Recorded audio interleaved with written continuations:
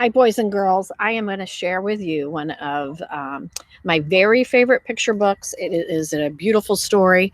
It's a story that goes well with springtime. If you remember, right before we left school, we were going to have our own wildflower garden, and we had started sprouting. Our seeds had started sprouting that we had planted a couple weeks ago. So I'm excited to read the story for you. It is one of my all-time favorites. I have a lot of favorites, but this is definitely up there. So enjoy this story. It's called Miss Rumphius, and the stories and the pictures are by Barbara Cooney. Okay.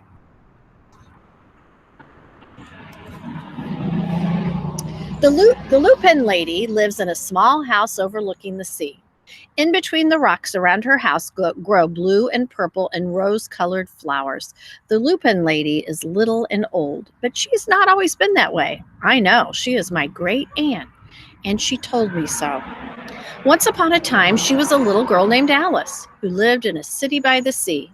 From the front stoop, she could see the wharves and the bristling masts of tall ships.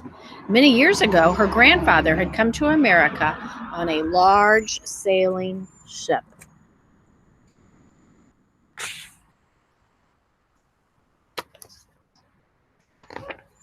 Now, he worked in the shop at the bottom of the house, making figureheads for the prows of ships and carving Indians out of wood to put in front of a cigar store. For Alice's grandfather was an artist. He painted pictures, too, of sailing ships and places across the sea. When he was very busy, Alice helped him put in the skies. The mast, the boat, Indian. And there she is helping put in the skies. And you can tell kind of about the time period by their dress, can't you? In the evening, Alice sat on her grandfather's knee and listened to his stories of faraway places. When he had finished, Alice would say, when I grow up, I too will go to faraway places. And when I grow old, I too will live beside the sea. That is all very well, little Alice, said her grandfather, but there is a third thing you must do. Well, what is that? Asked Alice. You must do something to make the world more beautiful, said her grandfather. All right, said Alice, but she did not know what that could be. In the meantime, Alice got up and washed her face and ate porridge for breakfast. She went to school and came home and did her homework, and pretty soon she was grown up.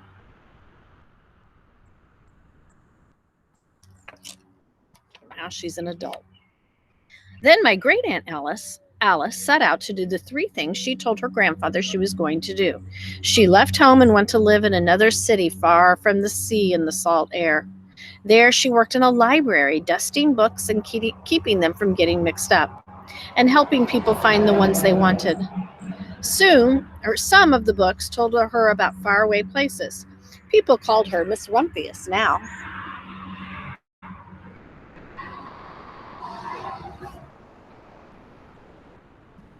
Sometimes she went to the conservatory in the middle of the park. When she stepped inside on a wintry day, the warm, moist air wrapped itself around her, and the sweet smell of jasmine filled her nose. This is almost like a tropical isle, said Miss Rumphius, but not quite. And we can find something like this at Faust Park or at the Botanical Gardens.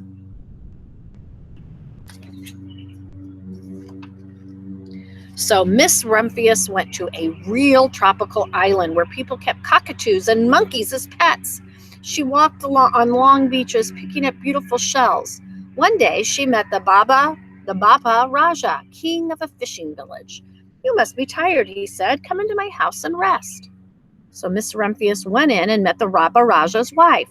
The Baba Raja himself fetched a green coconut and cut a slice off the top so that Miss Rumphius could drink the coconut water inside.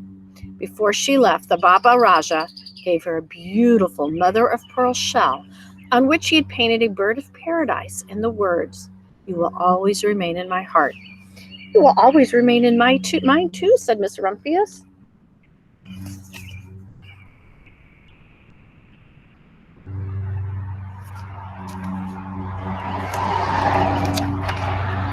My great aunt, Miss Alice Rumphius, climbed tall mountains where the snow never melted.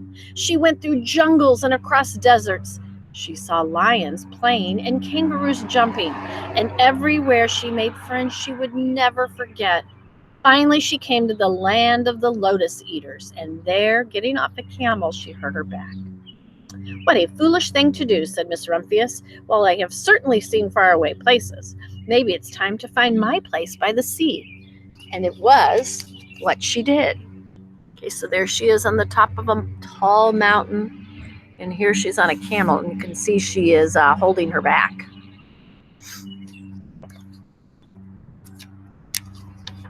From the porch of her new house, Miss Rumphius watched the sun come up. She watched it cross the heavens and sparkle in the water, and she saw it set in glory in the evening. She started a little garden among the rocks that surrounded her house, and she planted a few flower seeds in the stony ground. Miss Rumphius was almost perfectly happy. "There's still one thing I have to do," she said.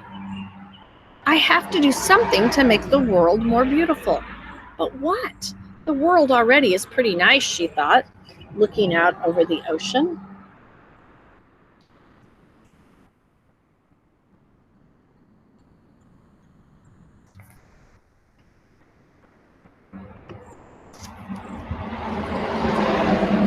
The next spring, Miss Rumphius was not very well. Her back was bothering her, and again she had to stay in bed most of the time.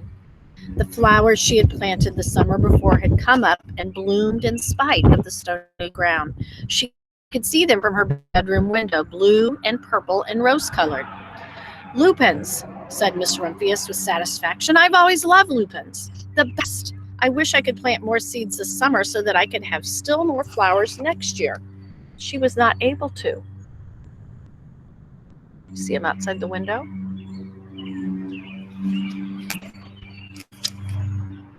After a hard winter spring came, Miss Rumphius was feeling much better.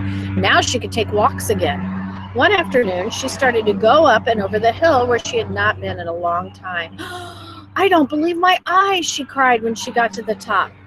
For there, on the other side of the hill, was a large patch of blue and purple and rose-colored lupins. "It was the wind," she said as she knelt in delight. "It was the wind that helped bring the seeds from my garden to here. And the birds must have helped." Then Miss Rumphius had a wonderful idea.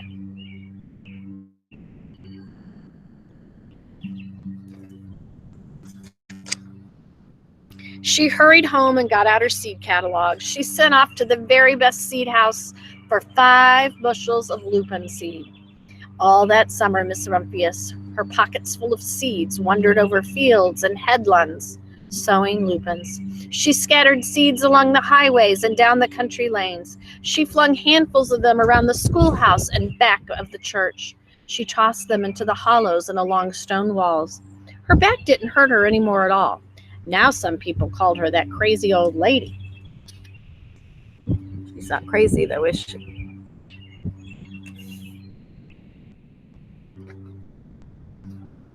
The next spring there were lupins everywhere.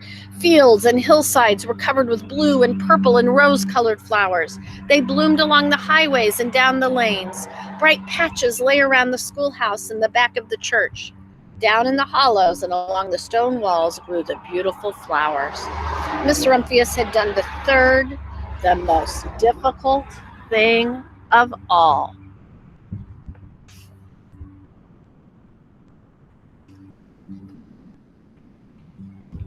My great-aunt Alice, Miss Rumphius, is very old now. Her hair is very white.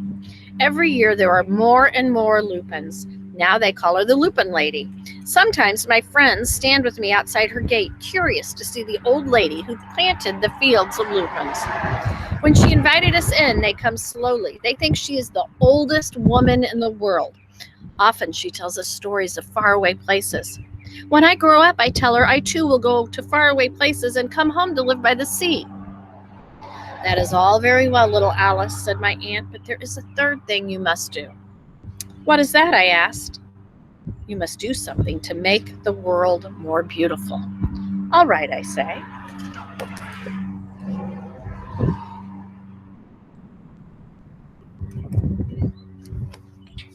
But I do not know yet what.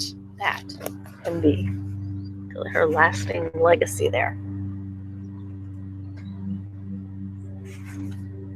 But I already read that. Sorry. I do not know yet what that can be. And that is the last page of the book, Boys and Girls. And isn't that a beautiful story?